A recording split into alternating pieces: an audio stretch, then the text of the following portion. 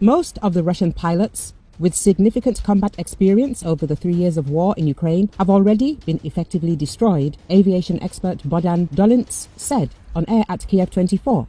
Pilots who were prepared to take higher risks to perform more complex tasks, they have essentially been disposed of today, he said. According to him, the remaining pilots are trying to shirk dangerous missions. Those pilots who remain, they understand all the risks that exist, and of course, they try not to take on those missions where there is a high risk to life, and to avoid such missions. Dolintse also emphasized that thanks to the strengthening of Ukraine's air defense system, the number of aircraft used by Russia has been significantly reduced. At the same time, as the expert warned, the Russians still have about 1,000 combat aircraft at their disposal. Russia has lost at least 267 elite military pilots in the Ukraine war, with the training of some specialists costing millions of dollars, according to a report by BBC News Russian service. During analysis of open data, journalists and volunteers identified the names of over 88,000 Russian military personnel killed in the war against Ukraine, including at least 6,083 elite specialists. These include career military personnel from the most combat-ready units of the Airborne Forces, Marine Corps, Special Forces units of the Ministry of Defense and Russian Guard, as well as military pilots. Air crews of combat aircraft and helicopters are artificial specialists and the elite of any army in the world. BBC writes, the training of one sniper pilot can take 15 to 17 years and cost $12 to $14 million. Russia, which formerly had hundreds of modern and combat-ready fighter jets and fighter bombers at the time of the full-scale military invasion of Ukraine, was unable to conduct a large-scale offensive air campaign. Journalists suggest that one of the reasons could be the loss of leading flight specialists. The death of 267 military pilots is a serious loss for the Air Force, reports BBC News Russian service. The flight crew of combat aviation cannot be replaced by mobilized personnel with a 3-month course on the training ground. They are trained for years. The average age of the deceased pilots of the Russian occupying army is 40 years, but pilots up to 55 years old were also engaged. Journalists and volunteers found that the oldest Russian pilot killed in the war against Ukraine was a 63-year-old retired Major General Kanamat Botashev, who died performing a task for the Wagner PMC. Journalists note that according to British intelligence, the Russian military pilot training program focused on impressing high-ranking officials, which ultimately affected the development of combat skills. The real losses of Russia are likely much higher than can be determined from open sources. Magura V-5 marine drones, during a successful operation by the main intelligence directorate of the Ministry of Defense of Ukraine near the temporarily occupied Crimea on December the 31st, destroyed 2 Russian Mi-8 helicopters, not one as previously reported. Ukrainian special forces, for the first time in history, destroyed air targets using rocket-equipped marine drones.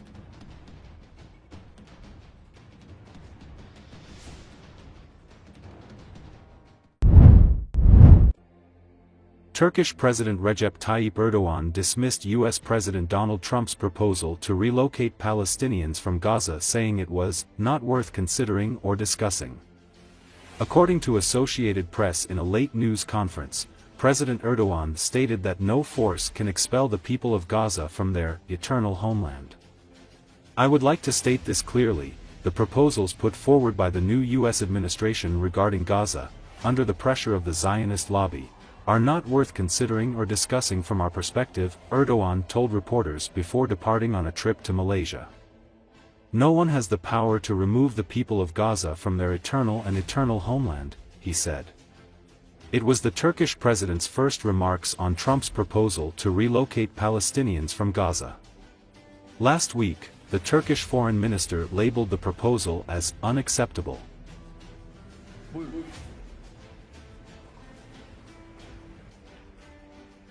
Değerli basın mensupları, İsrail yönetiminin kafasında ateşkesi kalıcı kılmak yerine daha sinsi ve insanlık dışı planların olduğunu ne yazık ki görüyoruz.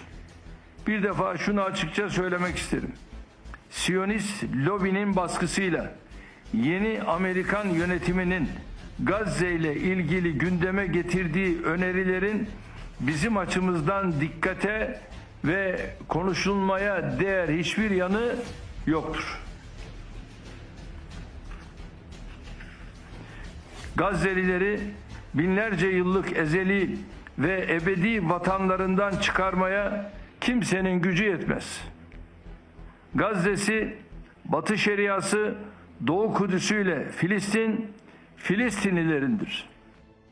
471 gün boyunca İsrail'in her türlü gaddarlığına, vahşetine ve saldırılarına rağmen topraklarını terk etmeyen Gazze halkı Gazze'de kalmaya, Gazze'de yaşamaya, Gazze'ye sahip çıkmaya devam edecektir.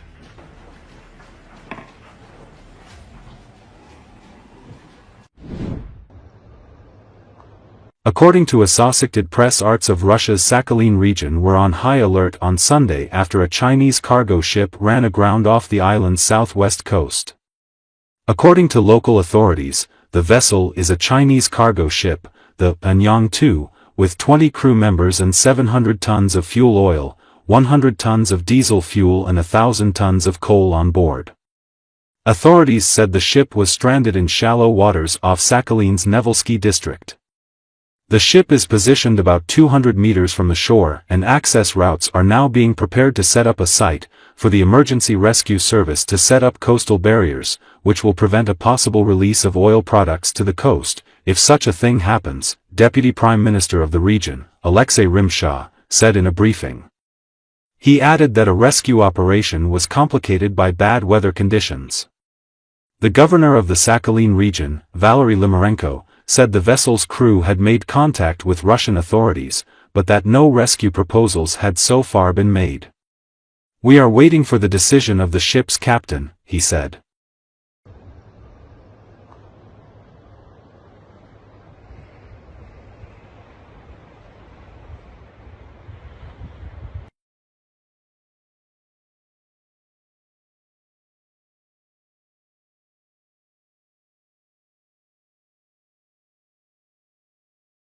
Судно лежит примерно в 200 метрах от берега. К нему сейчас готовят подъездные пути для организации площадки.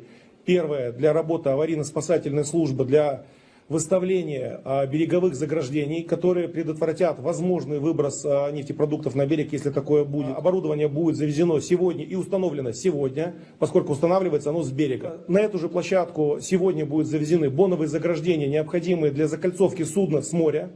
Но устанавливаться они будут по улучшению погоды.